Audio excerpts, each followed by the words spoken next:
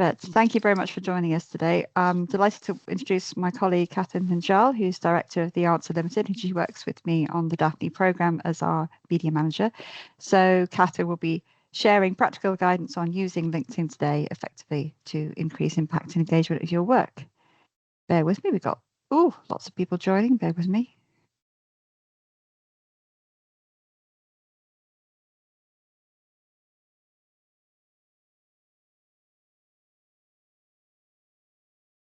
Okay. Welcome to you who've just joined as well.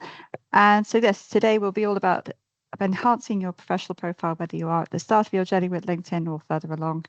So with extensive experience as a writer, journalist and PR specialist, Catherine helps organisations communicate complex ideas clearly and engage key stakeholders across government, industry and professional services. So we're delighted to have you with us, Catherine, today. I'm sharing your slides, so here we go. Oh, we've just got more people joining. Bear with me.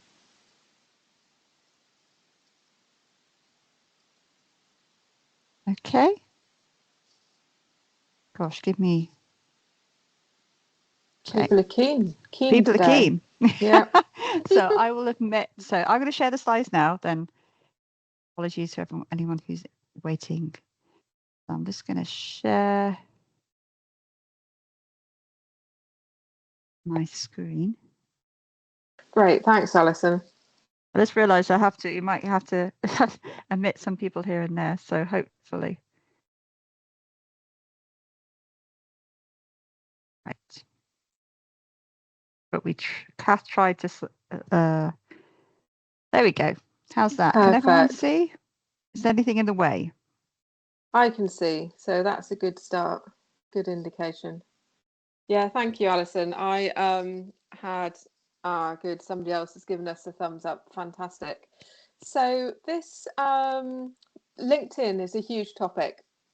And what I thought would be really useful today, based on the people who've registered for the event, is to focus on LinkedIn for research, LinkedIn for researchers, and how you can increase the impact of your research, increase the engagement with it, potentially seek out new collaborators, maybe funding opportunities, courses, etc. So it's very much framed from that perspective. So if we click on to the next slide, I've given a bit of a snapshot of 14 years ago in 2012. LinkedIn was quite a different world, quite a different place. It sounds a big number, but 150 million professionals using it back then, the majority of whom were in the US. And it was more of almost an online address book back then. And it was very much about finding people, connecting with people, and then basically taking those conversations mostly offline. There was a lot of use for jobs, for recruitment, and as it says down there, almost creating an online CV. So now LinkedIn has grown hugely. It is still very much focused on professionals. So it's not a Facebook, it's not an Instagram. The idea is to talk about work topics, professional topics. What it has added is a lot more around the contact side of things. So it's got its own news built in there, recruitment tools. So you can post up a job on LinkedIn as a sort of paid LinkedIn function. It's got very different options for the premium side of things. So if you are a sales director, for example, and you want to reach out to new companies or new connections on LinkedIn, that's one of the premium options that you could have. And in it would come with things like a certain number of messages. You could reach out to people beyond your second or beyond your third degree connections, those kind of tools. It has also got an education arm, which is worth a look. And that it used to be all about hashtags, as I'm sure many of you are aware. And hashtags are still used on LinkedIn, but really it's much better at natural language search. So you don't need to worry so much about LinkedIn hashtags when you're writing your posts and so on. And if you have a premium subscription, you also get access to AI tools built into your package. So, for example, it might help you write your posts or your articles if that's something that you want to do. So treat with caution, for sure. Okay, next slide, Alison.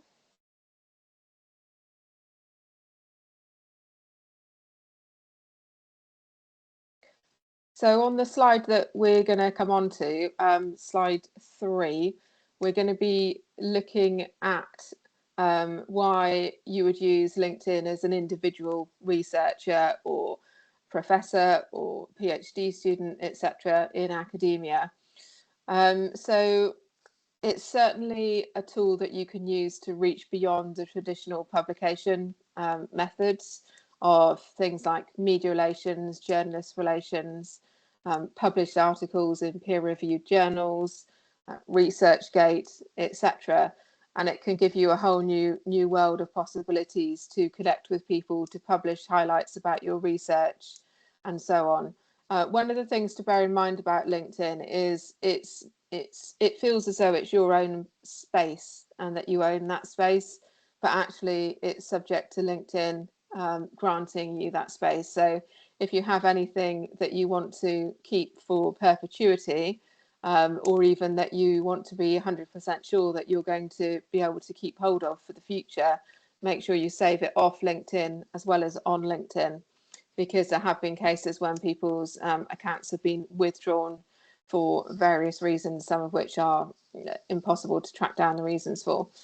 And then if you're involved with, any of you here are involved with your organisation and their organisational presence on LinkedIn, it's also very worthwhile building that up on LinkedIn. So it might be that your school within the university has its own LinkedIn profile, for example, and that can be very useful in terms of showcasing the content across civil engineering, as an example, and the various professors, students, etc., working within that.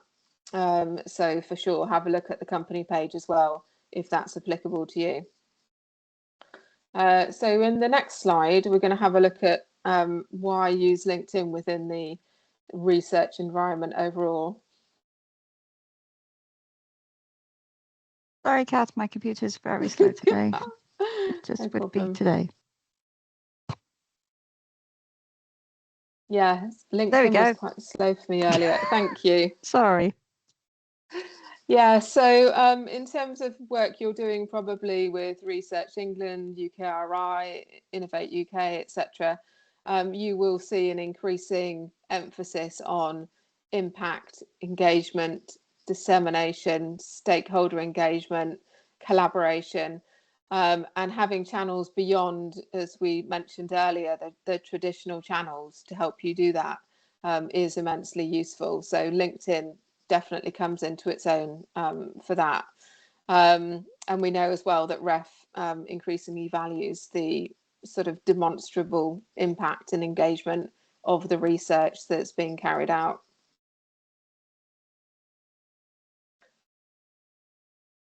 And then if we can go to the next slide. So in terms of the UK research environment, again, I'm sure many of you are already thinking about or potentially using altmetrics. Maybe we could have a show of hands. I think people can put their hands up and we can see that. Is anybody using altmetrics?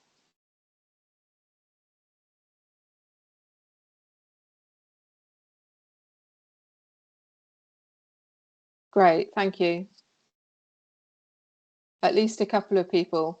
So altmetrics is basically tapping into the digital media. So things like LinkedIn, blogs, Wikipedia, and getting those digital references and digital citations for your research, for your work. So that's definitely something that's worth looking at. And LinkedIn can very much help you be a part of that. We know that reach and dissemination is important. Journals, when you publish your research in a journal, they will for sure be doing some publicity around your work, beyond, you know, the fact of publishing and being in the table of contents, etc. How much of that publicity, if you like, they do is very dependent on the journal's resources, and probably how familiar people are with the digital platforms as well. So the onus is really on yourselves to make the most of the work that you've done in your publications, and to showcase those via things like LinkedIn. One of the great things about LinkedIn is that the content is also indexed onto Google. So it will also feed through into Google, into the rankings there, to help increase the visibility of your research. And in terms of LinkedIn, you have to bear in mind that you are aiming at a general audience. So according to the, you know, the terms that you use in your post or your article, it will be more findable by people who have certain specialisms. But it's probably best to use a mix of technical and more open terms that anybody within the general public could probably understand, to help make your research more discoverable and make it more shareable. So LinkedIn is not just about posting something and it staying there static. It's also about encouraging people within your sphere, or who are not yet in your sphere but you'd like to be, to share, to comment, to increase the awareness of that. And making posts which are in a more accessible language definitely helps to do that. And as we talked about, it can literally lead to invitations to speak in the UK or abroad, to collaborate with other researchers or with industry or with government, and to advise and contribute to policy discussions, to be involved in workshops, and those kind of engagements as well. So on the next slide,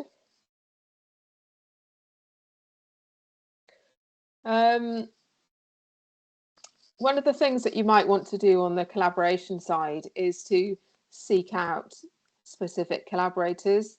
So you could do that in a number of ways. You could have a look at, you could put in, for example, I think GeoAI is a search term that I've used as an example in this deck. So you could put that into the search function. You could filter down by posts. You could filter by people. You could filter by geography. There's quite a good kind of drop down filter system that's available to you. You could filter by jobs as well. So certainly reaching out to particular individuals, or using AI, using LinkedIn to find particular individuals is something that's very useful. Alison, I think you and I had a chat about this earlier, because one of the things you're doing at the moment is reaching out to particular stakeholders around the conference, isn't it? Is it fair to say that you've been using LinkedIn in that sense? Yes, definitely. It really does help to, and also for finding speakers at conference, for example, you can see their track record, you can see their background and see if they would be suitable for being a speaker, what kind of background they've got, and if they fit the bill, so to speak. So I think what Alison has just said right there really encapsulates one of the reasons why you should use LinkedIn. So if you are researching someone and you come across someone who looks great just based on their you know, their basic LinkedIn profile, how much more interested are you going to be in them if you see that they've published papers, that they've attended conferences, that they've spoken at conferences? So really communicating that information across in your LinkedIn profile and in your posts is really, really important. And not just in the UK, internationally as well. So within DAFNI, we have an increasing number of researchers, probably some of you on this call, who speak and are invited to speak at conferences or put forward a speaker proposal to speak at conferences overseas as well. And again, you know, you can be sure that the people making the decisions about who will speak will definitely be checking out your LinkedIn as well as your other digital profile. One of the really powerful things that you can do is to join discussions about research themes. So it doesn't all have to be you posting an article about your own research. You could also join a discussion about somebody else's research, or a particular research topic. And I've put an example here of Jim Hall. So ECI is his school within the University of Oxford, and they are very good about sharing high impact research. And here you can see an example of Jim who's reposted that and then put an additional layer of commentary on the top and tagged an additional number of people who were involved in the specifics of his research. So you can also do that. So you can look at what somebody else has posted. So again, it might be, you know, the School of Engineering who've posted something fairly top level about your research, and you can go in and add that additional layer of commentary. So you doing that will ensure that your post is more visible to your network. So the original post will have been visible to the ECI network. Probably Jim was tagged in it, so to a certain extent to his network, but it will have been amplified by him resharing that and adding that layer of commentary. One of the things to note is that, of course, people in research and academia are very good at citing and sharing the credit for others who collaborated on the research. So that's probably sort of a default that you would do. But another reason to do that is because it also increases the impact and the reach of your post to the people in, for example, Johanna's network, IMF network, and so on. So if you are including people's names, do try and tag them. I have come across people who think that writing the name will automatically tag them on LinkedIn, but that's not how it works. And I think part of that confusion is, for example, on Facebook, you can put a photo up and Facebook will go and search faces and suggest tags and sometimes automatically just tag people. But LinkedIn doesn't work like that at all on the photos or in the posts. So you do need to search for the person and actually tag them. If it's somebody with a very unique name like Jasper, it's Jasper's name, it's very easy to find them. But if they were a John Smith, you'd probably also need to start typing in John Smith, the University of Loughborough, climate research, or whatever key indicators he's likely to have put on his profile to help you tag the right person. Yes, and as I mentioned, hashtags used to be really critical. They are not as critical anymore. I would say play safe and still use maybe 3 or 4 hashtags, but really it's the language that you've used, it's the narrative that you've put together that will be searched by LinkedIn's LLMs. And they're very good also at spotting whether something is genuinely written by a person or whether it's written by AI. And I find this very ironic, but part of the paid subscriptions that you have for LinkedIn include access to AI tools which will help you to write and generate posts, but it actually overall downgrades AI according to the latest data on the algorithms, which of course change all the time. So thank you, Alison. Could we flip to the next slide? So one thing that will be dear to your hearts is finding funding and grant opportunities. And I believe that some people on the call are actually DAFNI fellows, so you'll have experienced this sort of directly from the work that we did on publicising the opportunity of the DAFNI Fellowship. So if you are interested in particular areas, it's very much worth looking at which organisations are on LinkedIn and making sure that you follow them. That will then mean that the content will come through into your feed. Your feed will be massively long, but it will be there somewhere. And it will get surfaced to a certain extent depending on how LinkedIn learns about your interests and what you click on, etc.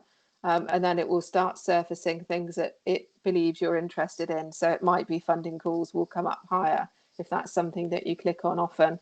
So things like the UKRI councils, NERC, STFC, particular foundations. You can see this one came up today on my feed, and it was put up yesterday, and it's to do with a Horizon Europe call which is coming out soon about climate change. So those sort of things will surface for you. And courses also come up. So sometimes funded courses. There was one I saw recently, again, I think it was a University of Oxford one. It was certainly to do with climate change. And that was available for people to submit to try and get a place on there. If you are interested in funding and grant opportunities, as well as following particular institutions, I would recommend that you also periodically go in and put in a search string, something like funding call climate research or funding call transport research, whatever is of interest to you, and then have a look and filter again through the posts. You can filter by post, you can filter by organisation that's uploaded the post, or you could filter by geography or by higher education, for example. There's a whole heap of opportunities there. Alison, again, I think we chatted about this, if I remember correctly, and you were looking at this in the context of conferences and speaker opportunities, which is something that likely the people on this call are also going to be interested in doing. Yes, definitely. That is something that LinkedIn is really valuable for as well. And it's really important to build your visibility of potential collaborators before bids are submitted, as you said, and you just to have that regular contact, posting regularly on LinkedIn and what's important to you, what's important to your in your organization's mission as well. Yeah, thank you. And then next slide, please.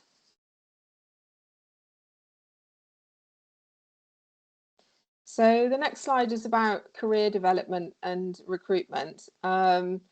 We, as in DAFNI, try to share where we can relevant positions which are coming up, which we think would be of interest to the DAFNI community. And they tend to be like this example that I've put on the right here, funded PhD positions and other opportunities to work with DAFNI universities that we've worked with, or particular researchers like Anna Murgatroyd, for example. And as well as this, you can also have a look and find things like editorships, which can be immensely helpful in terms of the career path. The DAFNI fellowships that we've talked about, even consultancy opportunities, so outside of the strictly academic sphere, can be there for sure as well.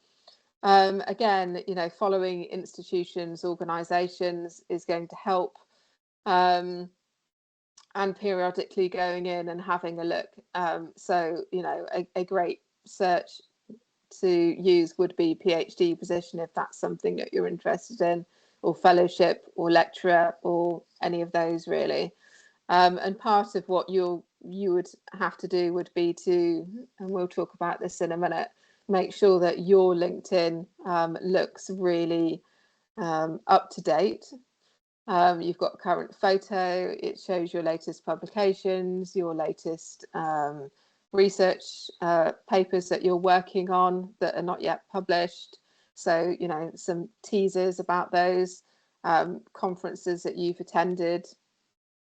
And I think I'm going to come on to this in a minute, so I'll save my powder for what I was going to say next. Yes. Next slide, please, Alison.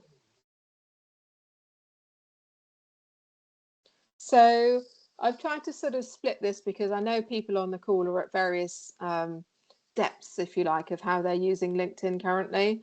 But even if you've ticked off everything on the bare minimum, it's worth going back and revisiting every couple of years at least. So one of the things on there is a professional photo.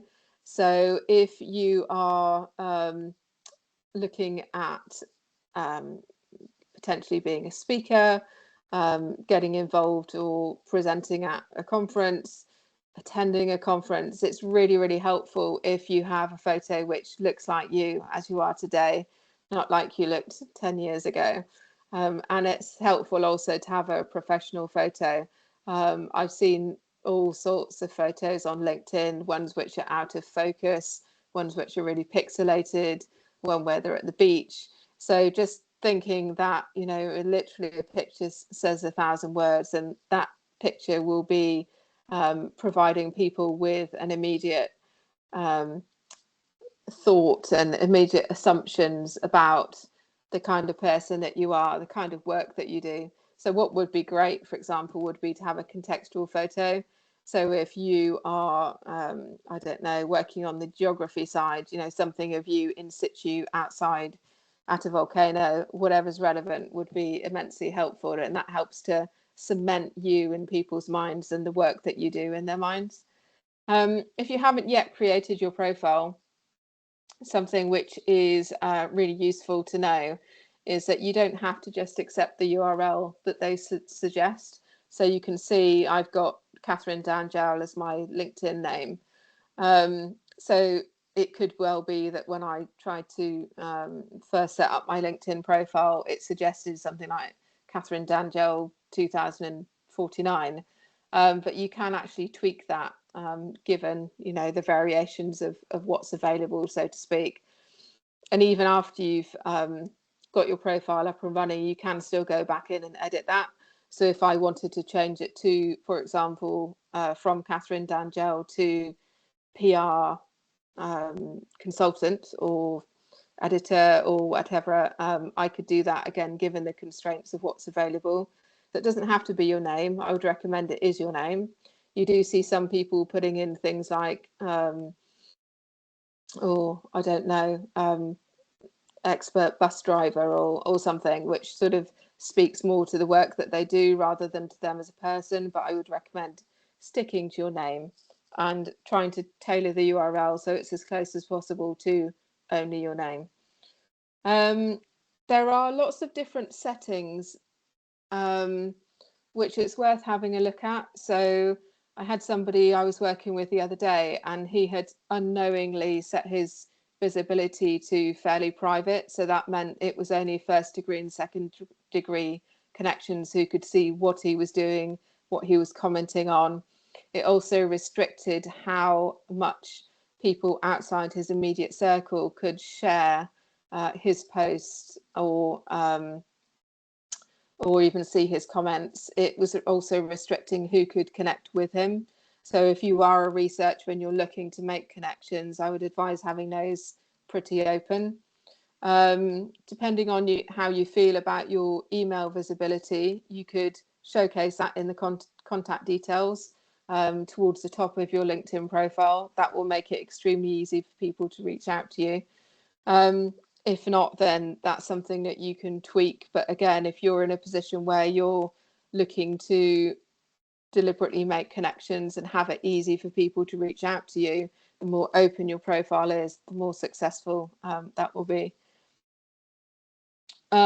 Yes, and so one of the ways that people who aren't in your second degree or even third degree connections can reach out to you is by putting your actual email address into LinkedIn and searching for you like that. So if you have a name like Saiful Khan, it will probably be relatively easy to find his profile on LinkedIn.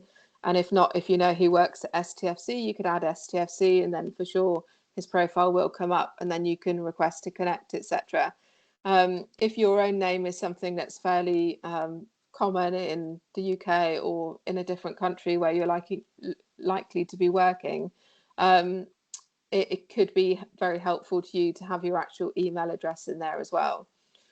So I hope that's fairly clear. Should we move on to the next slide, Alison, or unless you've got anything to add on that slide? No, that's all fine. Thanks. Okay. So one of the things that it is worth doing regularly, maybe set a calendar for once a year, is to look at your LinkedIn profile and to update it. So some of us are very good at updating it on a regular basis, but most of us in reality aren't, because we're focused on the next piece of research, the next phase, the next conference we're going to speak at, the next paper, etc. So it's really worthwhile every year or so taking a look at your qualifications, which may well have been updated since you initially did your LinkedIn profile. And that can be short courses. It doesn't have to be, you know, PhD or masters. It can be any additional qualifications or skills that you've gained in between. Experience, again, you can be very, very brief on there, like lecturer, Newcastle University, but you have the possibility to write a paragraph or more of detail. And the more you write on there, the more people will understand about you and the work that you're doing. And the more that will be searchable on LinkedIn and, as I mentioned earlier, through to Google. So definitely worth fleshing out those areas. When you look at somebody's LinkedIn profile, you'll see the top section with their photo, contact details, etc., universities they've attended.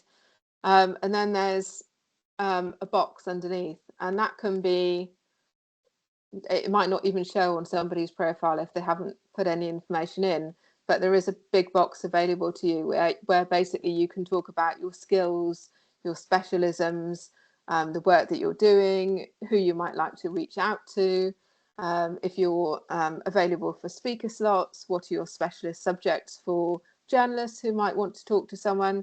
So it's really worth going through and fully populating that as well. Yes, and showcasing your research. Definitely use some of the key technical terms, but also make it accessible in plain English. You will also definitely want to update on at least an annual basis media coverage. So places where you've been cited in the media, maybe your university might have a really great PR and media relations machine that you can tap into. And it doesn't have to be print media, you know, that can be online as well. So it might be a blog that you've participated in, or one that you've written, talks given, of course. And then I think it's also worth putting a link to your Google Scholar or ResearchGate or other. And again, at the top of your profile, you'll see on the right, there's a space where people might put their website if they're in a commercial sense, but you can use that for whatever website link that you want. So if it's more useful for you to have Google Scholar or AN Orchid or whatever, then you put it in there for sure. So one of the things I would definitely recommend to you to help build your profile on LinkedIn is to search for people that you would like to be connected with. I'm not sure why, but I find there's an ethos in the States where people are very focused on which organizations they want to work with, which people they want to work with, and will often have a hit list of those people, and then they go and they get it, and they have a path for how they're going to achieve that. I think less so over here, but LinkedIn is a really good way for helping you achieve that. So if it's important to you to get to know researchers in the climate field in, I don't know, University of Durham, then certainly you can use LinkedIn to do that. And you can filter down and you can send them a connection request. Depending on their levels of privacy and how far removed you are from the immediate circle. So how many people you have in common with them. If you have no people in common with them, you might only be able to follow them. And then that's still useful because they might see you're following them and then start to follow you back. Or if you are, say, a third degree connection, you might be able to send a request to actually connect with them. You'll either have the possibility to send a note, likely if it's second degree connection, or just to send the connection if it's third degree. But that's certainly something really worthwhile doing as well. So it's not, LinkedIn isn't just about people finding you, it's also about you reaching out and finding people. Alison, is there anything you want to add on that? Because I know you've been using it to reach out to people. I think I think the one thing I'm intrigued to know, because I'm not sure about this, and I've seen this in other LinkedIn pages, is how, as a from a personal profile kind of view, and also from an organization, how you can actually. I've seen some people do kind of showcase boxes at the top, so they can link to. So, for example, if it was you or I, we'd link to like DAFNI case studies. For example, here's some examples of here's what I made earlier, without wishing that to sound too Blue Peter. But Yeah. also, how do you actually? But I don't know if that's something you do in the premium kind of LinkedIn. It's something I've just noticed other comms and other colleagues and other organizations do it. Yeah, they're able to link right to the top to like the latest case study or something. Yes. Or Yeah, that's a really good point. That's a really nice feature to pull out. It's relatively new, so maybe a couple of years old, but you can pick something like 6 posts that you want to feature, basically. So they're like featured posts up there. like So as you pinned say, posts. Yeah. yeah, Right. you look down and you're probably still on the first page of your computer. You probably haven't had to scroll yet, and you can see those featured posts or those showcase posts up there. So, for example, for me, I tend to put things like conferences that I've attended, or a piece of work that I'm particularly proud of. I've probably put up about this LinkedIn webinar to give that a higher visibility as well. So yeah, that is a really good idea to feature that. Okay. Yeah. So next page, please. So LinkedIn is quite similar to Google or other search engines in that it gets to know you based on your previous search history, your previous interactions, and then it will present you with information which it thinks you'll like. So the old, you bought a sink plunger last week, so we think you'll like more sink plungers. So you do have to bear that in mind when you're thinking about how you're using LinkedIn and what's being presented to you. Um, the AI and the algorithm are getting more and more sophisticated. We marketing people, myself, Alison, and so on, spend a lot of time trying to work out what the latest algorithm means, how it affects the work that we're doing on LinkedIn, for example. And it's forever changing. So you never really get to a point where you can 100% say this is how it works. But we do know that at the moment, genuine content written by humans that's useful. So it might be that you've got some research that you share, some tips, some learnings, collaboration opportunities, etc.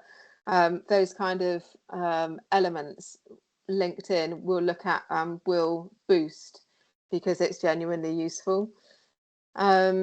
It's also very good now at recognizing what's not genuine. So there used to be a sort of fad, really, for people to take part in what they called engagement pods. So myself, Alison, Katie, Lindsay would all post at a certain time of day on our LinkedIn timelines, and then we would cross comment across those, and then we would share. And that used to work maybe 3 or 4 years ago.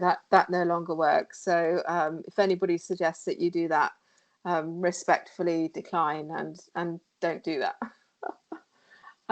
In terms of what gets the most traction, it's actually currently comments. So commenting on somebody else's post, but commenting thoughtfully. Reposting, but not just reposting to your profile with no commentary, reposting with a thoughtful commentary. And as we saw with Jim's repost earlier, putting an additional layer of detail, tagging some people, etc., will help to make that repost really valuable. One of the things you do have to bear in mind when you do that is that if somebody reposts your post, that original post will have disappeared, if you like. So in the example of Jim, we would have just seen what he wrote and we wouldn't have seen the commentary underneath. So that's something to bear in mind. So if there's a link to your research, make sure it's in your commentary post as well as in the original. Liking is helpful. It encourages people. It shows that we're interested in their work. It can help to boost posts to your own timeline. So if Alison liked a post, it could be boosted to my timeline, but it's not anywhere near as powerful as commenting on someone's post or reposting with a comment. Next slide, I think, Alison, because I've just realised time is marching on. Oh, thank you. Yes. So in terms of what to post,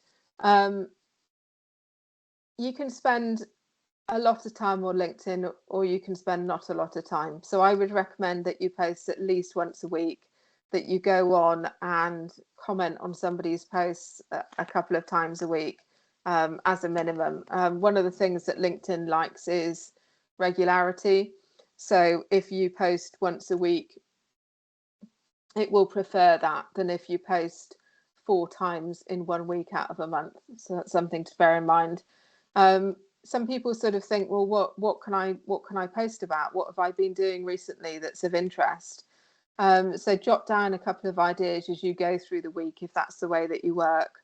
One of the things that LinkedIn really likes is pictures of people, and we as humans like to see pictures of people. So if you can find a photo op for something that you're doing, whether it's a piece of work, you've got a meeting with a colleague, you're at your desk and you're showing someone some new graphics or visualizations that you've just done on your research, all those kind of things are great to accompany your posts. And your post doesn't have to be War and Peace. It can be 3 paragraphs, for example. For what you're doing, it could be useful to have a call to action. So it might be read more at my blog or my paper or my ResearchGate, something that as a next action, so that people are not just kind of reading it and then thinking, well, what do I do now? Or you could put your contact details in there. So, feel free to connect with me and we can discuss further. Anything like that is useful. Videos are also good. You may or may not be using video massively. So it can be a video of you, a conference, you talking to camera, some work that you've done. If you are uploading a video, upload it to LinkedIn as a kind of native video. So take it from your Google Drive or wherever and upload it rather than using the YouTube link, because the algorithm likes video to be uploaded to LinkedIn, and it will be boosted. Animals, as with Facebook and everywhere else, animals are something that we all like and adore. So if you have something and it's a little bit dull, if you have a cute cat or something that happens to be living around your university, you can incorporate it. That certainly helps. Yeah, just an example below on the right from thoughtful comments versus non-thoughtful comments. You will also, I expect, all have seen AI generated comments starting to creep in as well, which are, very annoying to myself, Alice and Katie, who spend a lot of time actually thinking about content and the wording and getting it right. And that some of the AI comments coming through tend to be very anodyne. They're not really adding anything to the conversation. So that's something to avoid as well. Nice work or something else anodyne versus, I was very interested in X specific thing that you're talking about. I would love to do Y, and then a bit about yourself and why you would be a good fit for doing that. And that's genuine. That's something that you would genuinely want to do in a real life conversation. So you can replicate that on LinkedIn as well. We talked about LinkedIn ranking highly on Google. So I feel as I'm starting to speak much faster, Alison, because I realise that the time is ticking away and we need to have some question space It's as well. right. If my watch is right, we've got about 5 more minutes and we've got 10 minutes for questions. So am I right there? I hope so. So the next slide is proactive use. I've put a massively long list on here, so please don't feel disheartened or think, gosh, I haven't got the time to fit that in to my life. I've kind of put them in order of what I see as priority. So number one, creating some short posts on your profile once a week. So that should hopefully be doable. And then, you know, ideally also spending 15-20 minutes writing a couple of comments on other people's work, other people's posts, you know, things which are genuinely useful to you. So there you could either be looking at the feed that's coming through, or you could do what we talked about earlier and searching for a specific topic, and then, you know, commenting on people that you know or people that you don't know, depending on what your aim is, really. The others, it depends from sort of 3 down. It really depends what you want to get out of LinkedIn. So if you're specifically looking for funding, then of course you would want to prioritize that and prioritize looking for funding, looking for grants, engaging with the likes of, following the likes of UKRI, Innovate UK, NERC, etc. If it's a question of highlighting your research or a paper that you've recently published, I'd advise almost creating a mini campaign for yourself. So, you know, week 1, you might want to write a post generally highlighting the work that you've done. Week 2, you might want to post about how this research might evolve in the future. Week 3, you might want to give a bit of an insight about how you researched this topic, who you worked with, any lessons learned along the way. There will be a whole host of information that you could share and that would be genuinely useful to other researchers. So again, going back to what I said before, this is part of what makes people want to engage with you, what makes your content sticky, is having things that are genuinely useful. Education is something that LinkedIn values, and that doesn't just mean a course that you've done, it just means some lessons learned or imparting some information to someone in various ways. Yeah, and you can also publish your slides or a deck. So whether that's a talk that you did internally, or whether it's a talk that you gave at an external event, you know, don't just rely on organisers of these events to share your information and publicise what you've done. Nowadays, the power is in your hands to take charge of your own dissemination as well. And LinkedIn is something, so you can upload your PDF slide deck, and that will appear as a kind of carousel on LinkedIn. You could write a long form article, etc. So there's a whole host of things that you can do. But yeah, I would probably start at number 1, work on to number 2, and then see how you go, depending on your constraints of time and so on. And then the next slide, Alison. So LinkedIn in real life. So there is a transition from LinkedIn to real life. So you might connect with someone on LinkedIn and then meet them in real life at a conference, etc. But also the inverse can apply. So if I'm at a meeting or a conference or an event, I tend to also try and capture them on LinkedIn in the moment, so that I know that I've got their details and I can follow up with them later and connect with them later. I don't know whether any of you have tried it. Probably Katie has. But on your mobile, you can generate a QR code for your LinkedIn profile, and then somebody can point their phone at your QR code and add them to their contacts like that. So if you are in an event, that's a really quick and easy way. So you don't have to type in Lucy Jones.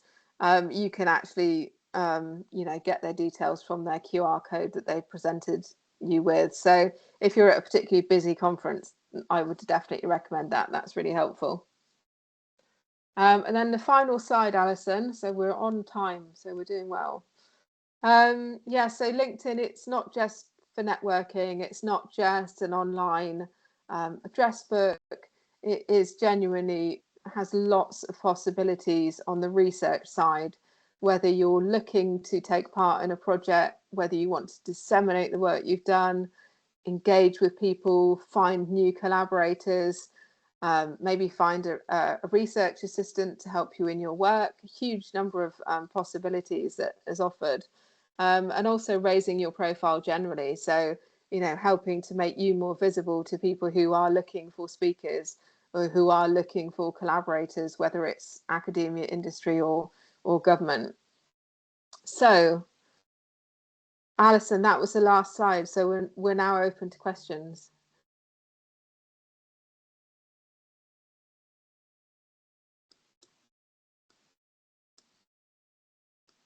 Thanks very much, Kath. Right, if anyone would like to have any questions at all, please feel free to add to the chat. My apologies, I'll just check if there are any questions in the chat or the Q&A. We don't have any at the moment. I have one, if I can start us off. Kath, on you mentioned showcase pages. So I've, Yes. with the UKRI guidelines, I've recently, our LinkedIn page for COSAC has recently changed to a showcase page, which is great, but I found I'm able to follow organizations, but I'm not able to follow people. Is that right? Or is that a mistake? Yes. No, unfortunately, it's one of the vagaries of LinkedIn. It is quite restricting, but no, you're absolutely right. If you're managing a LinkedIn page, so that'll be for an organization, you can only follow other organizations. So if you want to follow an individual, you have to follow them from your individual LinkedIn page, your individual LinkedIn profile. Yeah. Okay. That's what I thought. Yes. Okay. Thanks for that. No, it's something that's new. And I think it will be the case for people joining this call. I know there are a few people joining this call who are having the same, all our LinkedIn page. I mean, when I took over, this particular page was a personal one when it was meant to be an organization one. So that makes sense. Yes. Okay. Comment from Marion. Somebody's got their hand up. Do you? I think it's Fran, but I wasn't sure if it was Fran from earlier in the session or whether when she put hand up about yes. About using altmetrics. Yes. Fran, do you have a question about altmetrics? No, hand has gone down. That was just staying up. We just got very nice comments. So they're just saying thanks very much. Very informative about the QR code. I have to admit, I didn't know that about the QR code as well. Yes, it's very useful. No worries, Fran. Yeah, it's very useful. And bear with me.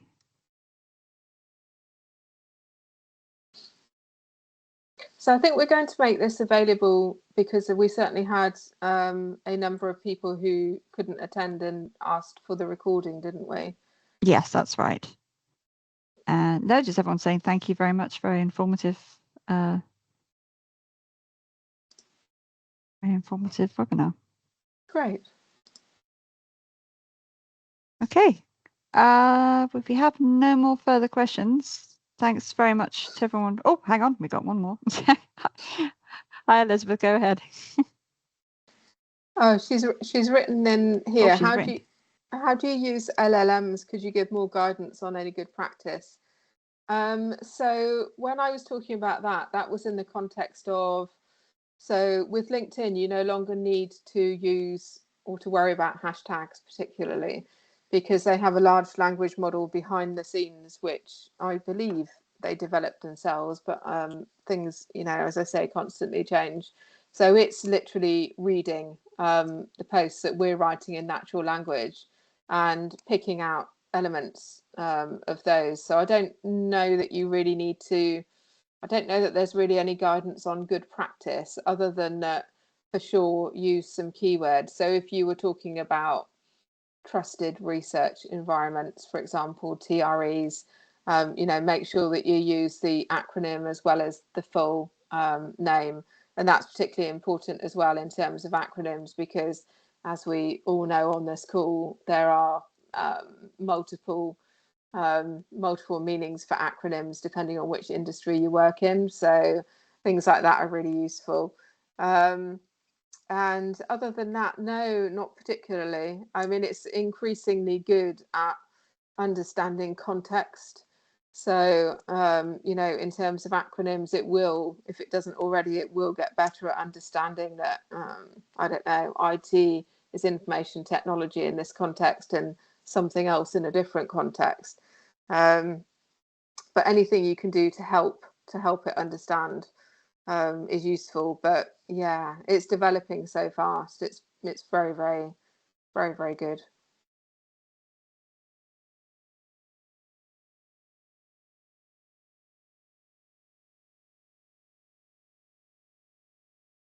Okay, if there's no further questions, I think we'll wrap up today's webinar. But thank you. Thanks to Kath very much for joining us, and thank you all for joining us today. As I said, the recording will be made available, and I will send an email about that as soon as possible, as soon as it's live. We get the recordings pretty quick, and so once Kath's happy with it, then I'll make it. I'll let you know where it's available. So thank you very much all for joining, and Thank you, Kath, and wish you all a very nice afternoon, and hopefully not as hot as it has been in previous weeks. Wonderful. Take care. Thank you very much, Thank everyone. you. Thank you. Bye. Bye-bye.